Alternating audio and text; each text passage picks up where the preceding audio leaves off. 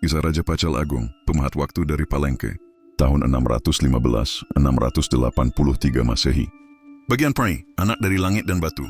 Di tengah rimba lebat Chiapas yang dihiasi kabut dan suara-suara roh, berdiri kota suci yang akan dikenal dunia sebagai Palengke, permata dari peradaban Maya. Disinilah, pada suatu pagi yang diselimuti embun dan nyanyian burung Quetzal, lahirlah seorang bayi lelaki yang akan mengubah wajah dunia Maya Kinich. Janab Pakal, yang kelak dikenang sebagai Pacal Agung.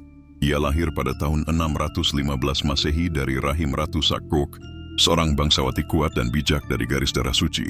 Dalam silsilah langit, Pacal adalah pewaris darah ilahi, darah yang dipercaya mengalir dari para dewa pencipta, Itzamna dan Ixchel. Bahkan sejak kecil, tanda-tanda kebesaran sudah menyertainya.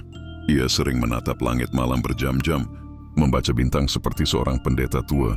Ia lebih tertarik pada gerak langit dan arsitektur piramida daripada permainan, tombak dan perburuan.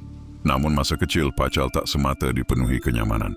Ketika ayahnya mangkat saat ia masih anak-anak, takhta Palengke nyaris jatuh ke tangan kaum bangsawan yang haus kuasa. Ibunya Sakkauk mengambil alih tahta sebagai ratu pemangku, dan sejak itu Palengke hidup dalam ketegangan halus. Namun di balik bayang-bayang itu, sang putra dididik secara ketat, diajarkan kosmologi, matematika, kalender panjang, filsafat kerajaan dan seni ukir batu. Pada usia 8 tahun, Pacal menyaksikan sendiri bagaimana kemegahan Palengke mulai runtuh bencana alam, pemberontakan kecil, dan bayangan kota musuh seperti Calakmul dan Tonina yang mengintai dari utara. Namun di balik mata tajamnya, lahir satu tekad. Dia akan mengembalikan Palengke bukan hanya ke kejayaannya, tetapi menjadikannya pusat cahaya dalam dunia maya.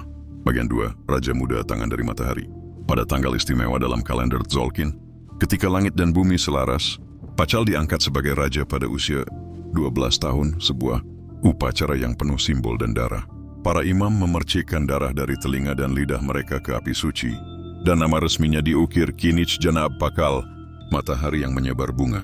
Namun bukan usia mudanya yang menjadi berita, melainkan kebijaksanaannya. Di usia muda, Pacal memerintahkan renovasi besar kuil dan pemulihan inskripsi sejarah yang hilang. Sias tahu bahwa siapa yang mengendalikan kisah masa lalu, mengendalikan masa depan. Dengan perintahnya, para seniman dan ahli tulis menciptakan ulang silsilah raja-raja Palengke, membuktikan bahwa ia keturunan langsung dari para dewa. Ia memperkuat pertahanan, membangun sistem air bawah tanah yang revolusioner di kota itu, serta membentuk aliansi strategis dengan kerajaan Baakal lainnya. Ia tidak haus darah seperti beberapa raja sezamannya, tapi ia tidak lemah. John diadakan biar memberitakan perang untuk membela kehormatan Palengke. Ia menjinakkan ancaman dari Tonina dan memperluas pengaruh Palengke ke lembah-lembah sekitarnya tanpa perlu penjarahan brutal. Bagian Tetrai, pembangun Palengke, pemuja abadi waktu. Namun warisan terbesar Pacal adalah arsitekturnya. Di bawah masa pemerintahannya selama lebih dari 60 tahun, Palengke menjelma menjadi kota surgawi. Ia memerintahkan pembangunan Templo de las Inscripciones, piramida mega yang tak hanya menjulang ke langit, tetapi juga menyimpan sejarah dunia maya dalam pahatan batu yang mendetail. Ia membangun istana Palengke dengan menara pengamatan bintang, aula istana dengan mosaik dan relung cerita para dewa, serta sistem kanal air bersih yang mengalir melalui kota, inovasi luar biasa pada masa itu. Pacal bukan hanya raja, ia adalah arsitek, penyair batu, dan pemahat waktu. Ia menugaskan para ahli untuk menyesuaikan kalender dengan pergerakan bintang yang lebih akurat.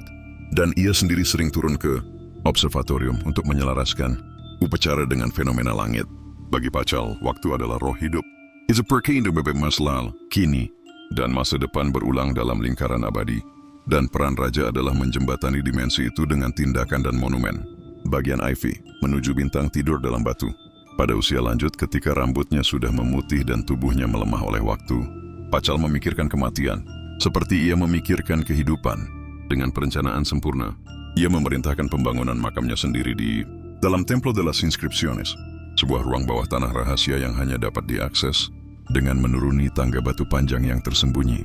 Di sana, sarkofagusnya dipahat dengan detail luar biasa, menggambarkan dirinya turun ke dunia bawah sebagai penguasa yang tak mati, duduk di atas pohon dunia, seolah-olah melintasi antara langit dan bumi. Pada tahun 683 Masehi, Pacal Agung wafat dalam usia sekitar 68 tahun, usia yang luar biasa panjang untuk masanya. Seluruh kota Palengke berduka, dan dalam upacara yang disaksikan oleh ribuan orang, Ia dimakamkan bersama permata, batu giok suci dan mahkota kerajaan. Namun bagi rakyatnya Pacal tidak pernah benar-benar mati.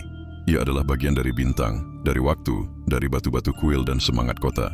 Dalam kalimat-kalimat pahatan yang ia tinggalkan, ia berkata, "Aku bukan hanya raja, aku penjaga waktu. Ketika kau baca batu ini, aku masih memerintah dalam bintang-bintang." Warisan Pacal. Kini berabad-abad kemudian, para arkeolog menemukan makamnya kembali dan dunia modern terkesima. Sarkofagusnya menjadi salah satu peninggalan paling misterius dalam sejarah, bahkan dijadikan simbol alien dan teka-teki oleh beberapa orang.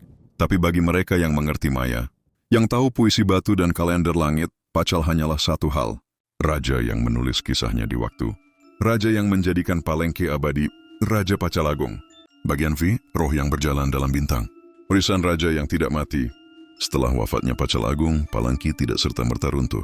Justru semangat dan kejayaannya berdenyut lebih kuat karena Pacal telah meletakkan dasar peradaban bukan hanya di atas tanah, melainkan di dalam batin rakyatnya. Putranya Kinich Kan Balam II mewarisi takhta. Namun lebih dari sekadar gelar, ia mewarisi visi. Dalam banyak catatan pahatan batu yang tertinggal, terlihat jelas bagaimana sang putra sangat menghormati ayahnya. Ia melanjutkan pembangunan besar-besaran, memperluas kuil dan menciptakan monumen baru yang menceritakan kisah hidup dan kebesaran Pacal. Bersama adik-adiknya yang juga bangsawan terpelajar, mereka menciptakan era yang disebut oleh beberapa sejarawan modern sebagai dinasti astronomi. Karena begitu banyak kuil dibangun dengan orientasi kosmis yang sempurna. Tetapi meski Palengke masih hidup, bayangan Pacal terlalu besar untuk dilupakan. Namanya disebut dalam upacara suci. Ia dianggap sebagai nenek moyang suci yang arwahnya tinggal di dunia langit. Setiap tahun, pada peringatan hari kelahirannya menurut kalender Hab, seluruh kota bersujud dan membaca ulang kisah hidupnya yang terpahat di dinding batu. Bagian visu, misteri makam dan kebangkitan batu. Berabad-abad berlalu, pohon ceiba menutupi reruntuhan. Palengke tenggelam oleh waktu, dijarah alam, dilupakan manusia. Tapi Pacal belum selesai. Pada tahun 1952 Masehi, arkeolog Alberto Ruz Luilier berhasil membuka tangga tersembunyi di dalam Templo de las Inscripciones, sebuah tangga yang terkubur ribuan tahun. Setelah bertahun-tahun menggali, ia sampai di ruang makam, dan di sanalah ia menemukan sesuatu yang mengubah dunia. Sarkofagus Pacal terbaring dalam keheningan abadi. Tutupnya, sebuah lempengan, batu besar seberat 5 ton, dipenuhi ukiran yang menggambarkan sang raja turun ke dunia bawah, duduk di atas pohon kosmis, seolah tengah melintasi semesta sebagai penguasa kehidupan dan kematian. Dunia modern pun terpesona. Beberapa bahkan menafsirkan gambarnya sebagai astronaut dalam roket, tak memahami simbolisme maya yang dalam. Tapi sesungguhnya itu adalah Pacal, sang penjaga waktu yang menjelajahi alam jiwa. Di dalam sarkofagus, tubuhnya ditemukan masih mengenakan topeng giok, dihiasi perhiasan dari batu mulia, ditemani persembahan dan simbol kekuasaan. Tak seperti makam raja biasa, makam ini bukan sekadar liang kubur, melainkan portal spiritual. Bagian Sebe, raja yang hidup dalam mimpi dan bintang. Kini Pacal Agung tidak hanya dikenal oleh rakyat maya, ia dikenal oleh dunia.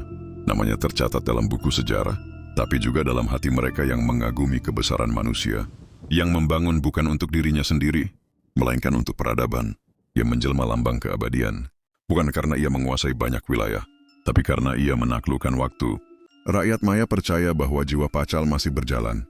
Ia hadir dalam mimpi para pendeta, dalam bisikan dedaunan yang menyentuh kuilnya, dalam nyanyian burung Quetzal yang hinggap di reruntuhan Palengke setiap pagi.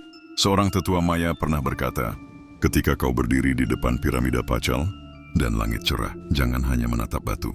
Dengarlah napas waktu. Dengarlah suara Pacal sebab ia tidak mati. Ia hanya berindah ke bintang-bintang, tempat di mana Raja-Raja Agung memahat sejarah di langit." Dan begitulah, kisah Raja Pacal Agung tidak pernah benar-benar berakhir. Ia tetap hidup dalam batu, dalam langit, dalam waktu, dan dalam cerita ini, aku tidak membangun piramida untuk meninggi, melainkan untuk menjadi jembatan. Dari bumi menuju langit, dari dan hidup menuju keabadian, dari manusia menuju dewa. Seorang raja sejati tidak memerintah dengan tombak, melainkan dengan waktu dan cerita. Yang mampu menyusun sejarah dengan kebenaran akan bertahan lebih lama dari 1000 dot kerajaan. Jangan lihat ke makamku untuk mencari kematianku, sebab aku tidak mati. Aku hanya menyusuri jalur langit yang telah ditetapkan para dewa, agar aku menjaga kalian dari balik cahaya dan malam. Aku membangun Palengke bukan hanya dari batu, melainkan dari makna. Setiap pilar menanggung langit, setiap ukiran menyuarakan para leluhur, dan setiap anak tangga mengajarkan kita cara kembali ke bintang. Waktu bukanlah musuh yang mencuri umur, melainkan sungai suci yang menuntun kita kembali ke asal. Barang dan siapa memahami arusnya, ia akan hidup abadi dalam batu, bintang, dan ingatan. Mereka akan mengatakan aku adalah legenda, tapi legenda bukanlah kebohongan. Ia adalah kebenaran yang terlalu besar untuk satu waktu saja. Lihatlah ke atas ketika malam gelap, dan kau akan temukan diriku duduk di antara bintang. Aku tidak menghilang, aku hanya berpindah tempat untuk menjaga kalian dalam sunyi. Aku tidak mencari perang, tapi aku tidak takut padanya. Sebab Palengke adalah bunga di tengah duri, dan bunga pun jika diinjak akan meninggalkan harum yang abadi. Batu bisa pecah, kuil bisa runtuh, tetapi pahatan jiwa yang tertanam dalam kisah dan langit tidak akan hilang oleh waktu. Itulah warisan raja. Setiap musim membawa wajah baru, bumi, tetapi jiwa rakyatku tetaplah satu. Seperti matahari dan bulan, kita berputar dalam tarian agung yang tak pernah putus.